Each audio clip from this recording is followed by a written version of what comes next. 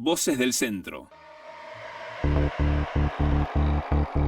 Referentes sociales, políticos, culturales, institucionales y organizacionales.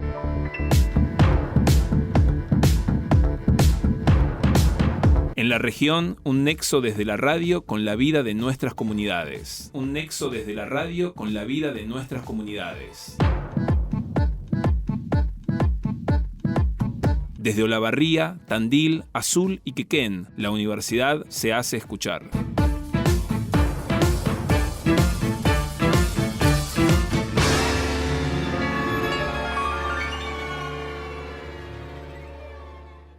Radio Universidad, FM 90.1.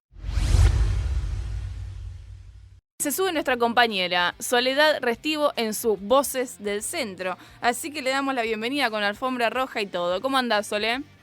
Muy buen día, Silvi Mentasti. Obviamente saludo también al resto del equipo y a la audiencia. Vamos con lo que nos convoca para esta mañana, que es una continuidad de lo que escuchamos ayer por la tarde.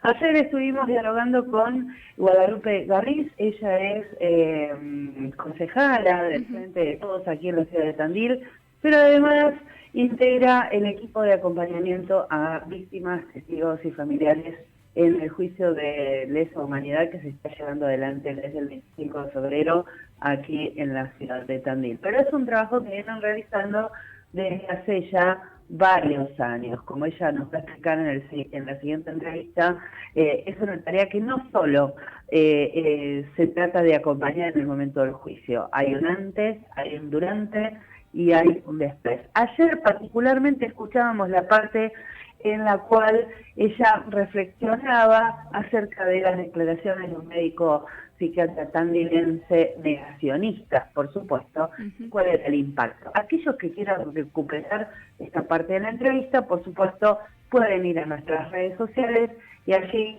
a un clic de distancia tienen esa parte de la entrevista con Guadalupe Garriz. Ahora vamos a escuchar de qué se trata, cómo se formó, cuándo, cuál es la tarea, qué es lo que vienen viendo en estas ya 3 audiencias acerca de su tarea, en particular en este acompañamiento a quienes dan su testimonio en el marco del juicio por los delitos cometidos en la zona 12, que como sabemos abarca Olavarría, Tandil y Azul. Si te parece, los dejo escuchando, presten atención porque realmente tiene que ver con la consecución de la tarea del Estado en construir memoria, verdad y justicia, sobre todo, con este acompañamiento a quienes hoy, a través de sus testimonios, nos permiten acceder a la justicia, pero también a reconstruir esta memoria colectiva que en algún momento va a tener que poner un fin a cualquier exclamación negacionista al respecto. Ni hablar. Sole, perfecto. La escuchamos entonces y nos volvemos a encontrar mañana. Tal cual. Escuchen, Guadalupe Garriz, integrante del equipo de acompañamiento a testigos, víctimas y familiares en juicios de lesa humanidad. Perfecto. Hasta la próxima. ¿De qué se trata? ¿Cuándo se formó? ¿Cuál es la tarea que se realiza? El equipo de acompañamiento se conformó allá por el 2014, ya hace varios años. Siempre teníamos la expectativa y fue posterior a todo lo que implicó a nivel local atravesar el juicio por el crimen y por el asesinato, la tortura a Carlos Moreno, al abogado laboralista. Digo fue posterior porque eso fue muy fuerte, porque marcó muchísimo a la sociedad y marcó también a los profesionales, entre ellos me incluyo por supuesto, la necesidad de contribuir de alguna manera. Y la manera que encontramos es la manera técnica, la manera de lo que sabemos hacer también quienes trabajamos en el campo de la salud mental, y darle forma a la construcción de este equipo de acompañamiento a víctimas, a testigos y a familiares. En su momento lo pensamos en juicios de lesa humanidad, hoy se llama en relación al juicio de la Huerta. En realidad hemos hecho otros acompañamientos a otros juicios en el marco de nuestro equipo, porque eso es algo que nos sucede. En sus inicios conformamos un espacio junto con Memoria por la Vida en Democracia, junto con el área de Derechos Humanos de la universidad y también con la Comisión de Derechos Humanos del Colegio de Psicólogos. Fue un espacio que también estuvo abierto a otras personas que quisieran acercarse con este espíritu y a darle forma a esta tarea. Allí se consolidó en sus inicios y se conformó. Luego, con el paso del tiempo, fue perfilándose una tarea un poco más técnica, que es la que se requiere sobre todo para la circunstancia del juicio. La realidad es que la tarea de acompañamiento la hacemos desde el equipo técnico y la hacemos con un montón de manos y de personas que están dispuestas a sostener esa tarea. No es sencillo, no es una tarea específicamente clínica, es muy particular en lo que consiste el acompañamiento. Por supuesto que se enmarca también en una política pública de acompañamientos, no es una innovación local, ¿no? Nosotros actualmente participamos y articulamos con otros equipos de acompañamiento de la provincia de Buenos Aires, participamos en encuentros nacionales de otros equipos. Los equipos de acompañamiento fueron dispositivos que se armaron y se organizaron, sobre todo luego de lo acontecido en relación a la segunda desaparición de Julio López, ¿no? Y a la necesidad de que, a algo había que pensar distinto en materia de acompañamiento, y ahí salieron, y ahí surgieron también incluso cuestiones formativas muy importantes de las cuales participamos siempre.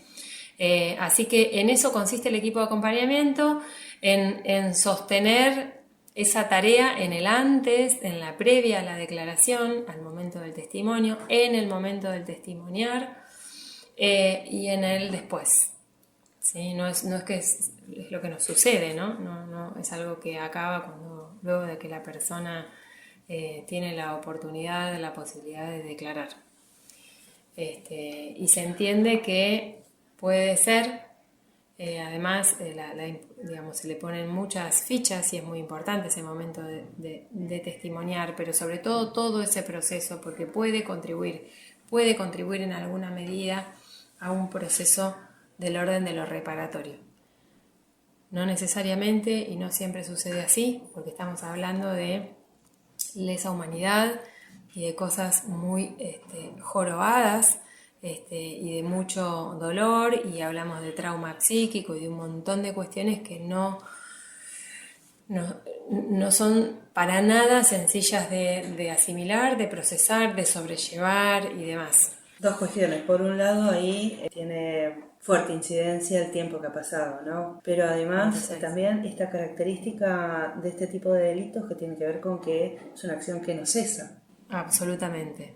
No cesa por un montón de cuestiones, porque lo que se ideó y lo que se llevó a cabo como plan sistemático fue de la peor perversión que se pueda ocurrir. Incluso yo siempre hago este ejercicio, por más que uno piense cosas horribles, no sale, como que llega a un punto que no llegarías jamás a generar eso. Bueno, eso fue de modo sistemático, fue, con un nivel de perversión muy grande, y porque además, volviendo a esto a lo que había referido el psiquiatra, que generó tanto malestar en la sociedad, no solo en mí personalmente, en el equipo, en las víctimas, en los familiares, sino en la sociedad en su conjunto, porque hemos recibido un rechazo unánime, te diría, muchas manifestaciones al respecto. Y vuelvo a esto, retomo lo de que no fueron 30.000, porque estamos hablando de desaparecidos. No hubieron muertos, hubieron bebés que todavía se siguen buscando. O sea, ¿cómo haces para cerrar heridas? ¿Cuál herida vas a cerrar? Si no sabes dónde están, no sabes dónde están enterrados, no sabes dónde están los huesos de tu papá, de tu mamá, de tu pareja. Entonces ahí hay un componente grandísimo de impunidad y de perversión absolutamente complejo para digerir.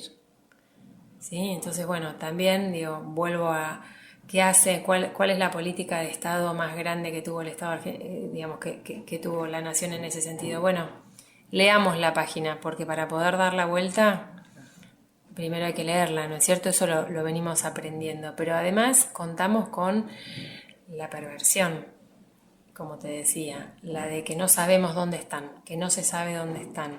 Por suerte existe el grupo de antropología forense, el equipo argentino que da su batalla, que avanza, pero quienes tuvieron en su poder la información de una manera absolutamente en complicidad, ¿sí? Y una decisión de no compartirla, no la compartieron. No la compartieron es, no la brindaron, no la pusieron, no lo blanquearon a la sociedad. Entonces, bueno, sí, 45 años, 46 en realidad, seguimos todavía avanzando con esa tarea de hormiga para poder echar luz sobre algo macabro, que incluso la cifra es una cifra que obviamente no está cerrada, no hay un lugar que dice se empezó acá y se terminó acá, que es una tarea de reconstrucción.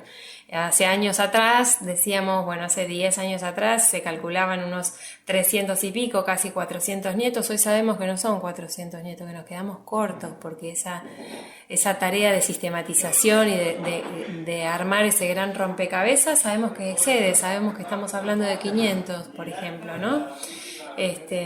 Entonces, bueno, un poco ese es el asunto en cuestión, por lo que hace más gravoso, por lo que el dolor no cesa, por lo que es muy difícil de procesar y de acomodar y demás.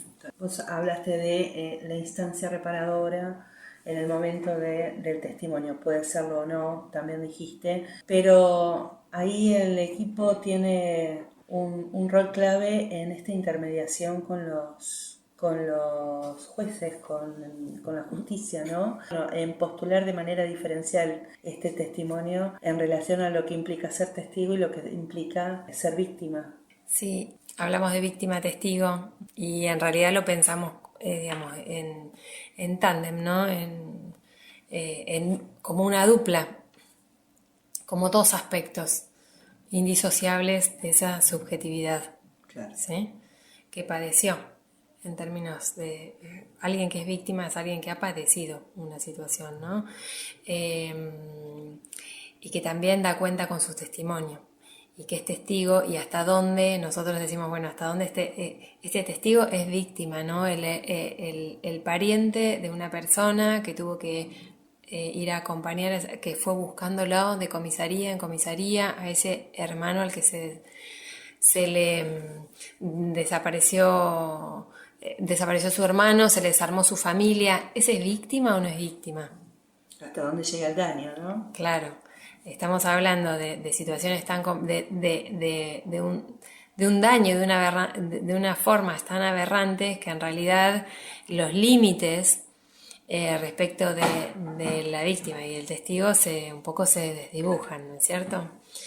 Yo te decía el aspecto reparatorio, quizás nos ha pasado, y ahí entran en juego las dimensiones bien subjetivas, ¿no? Por ahí una persona después de testimoniar deja de tener algún síntoma, algo que arrastraba, deja de tener pesadillas, por ejemplo, o se anima ahora a ir a algún espacio abierto. O sea, la sociedad, como esas cosas se viven muy a puertas adentro, y ese tipo de sintomatologías habitualmente uno no la comparte, se acostumbra a convivir, las personas se han acostumbrado a convivir con ellas y lo tienen naturalizado, no voy, no, de noche no salgo, un montón de cuestiones que quedan, ¿no? O que se expresan a través de las generaciones también.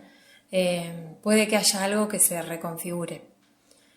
¿Por qué? Y bueno, porque entre otras cosas se comparte, porque ese pasito que se da de hacer público, que es a lo que son convocados, ¿no? En el marco de un juicio oral y público, o sea, a contar esa situación individual y a entenderla como formando parte de un gran proceso, y de que lo que te pasó a vos no te pasó como algo individual porque tenías el pelo así o asá, o militabas en tal lugar o no militabas o lo que fuere, sino porque hubo un plan sistemático, digamos. Cuando se empieza a dimensionar también todo eso, bueno, también entendemos en muchos casos eso ayuda, alivia por lo pronto un poco, ¿no? Estamos hablando de eso, o sea, es tan grave todo lo sucedido y lo acontecido que, o sea, obviamente es algo que una persona no se le olvida jamás, porque fue un antes y un después, una detención, seguir buscando un familiar, no tener idea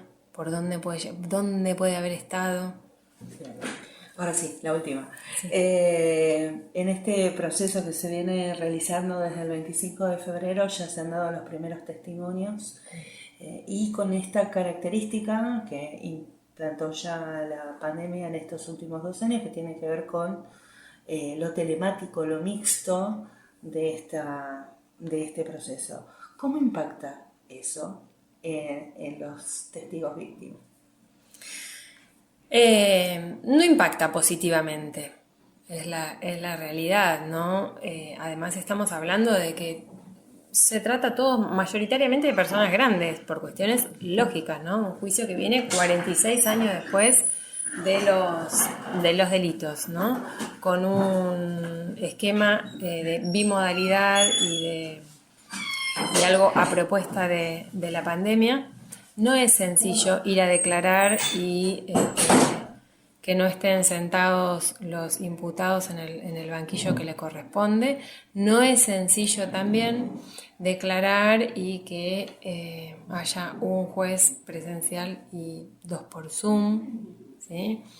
Se dan formatos distintos, pero la realidad es que hay algo que se tiene que armar, que es la escena judicial para que eso se constituya, porque no es lo mismo que una persona brinde su testimonio en un café, o que en un café pueda contar lo que le pasó, a que pueda estar y que sus palabras sean escuchadas por un tribunal, por el Ministerio Público Fiscal, por los fiscales que son querellantes, por público, ¿sí? Por familiares, que estén los imputados, que esté todo eso armado, que esté el secretario del tribunal, a que falten algunas patas. Y se esperó mucho tiempo. Entonces eso es algo que no juega a favor, sino que juega más bien en contra. Ahí escuchábamos el diálogo que tuvo nuestra compañera Soledad Restivo en Voces del Centro con la concejala Guadalupe Garriz por el Frente de Todos de Tandil, y que tiene que ver con esto, con la conformación de este equipo de acompañamiento a víctimas, familiares y testigos en el marco de la causa que se conoce como el juicio a la Huerta, pero que sabemos que abarca a los delitos de lesa humanidad cometidos en toda la región centro de la provincia de Buenos Aires. De alguna manera ella lo que hizo fue hacer una reconstrucción del germen, de cómo se empezó a plantear esta necesidad de generar este equipo de contención en lo que respecta a esas declaraciones que hacen víctimas, familiares y testigos también, que tuvieron que atravesar estas situaciones, porque ella misma lo decía, no es fácil, no es para nada sencillo atravesar por cada uno de esos procesos. Así que ahí pasaba Soledad Restivo compartiéndonos su entrevista, su conversación con Guadalupe Garriz del Frente de Todos de allí, de Tandil. En este caso, también abordando una cuestión que tiene que ver con el juicio por la causa La Huerta, específicamente en lo que respecta a la conformación del equipo de acompañamiento a víctimas, familiares y testigos. Escúchanos por Radio Universidad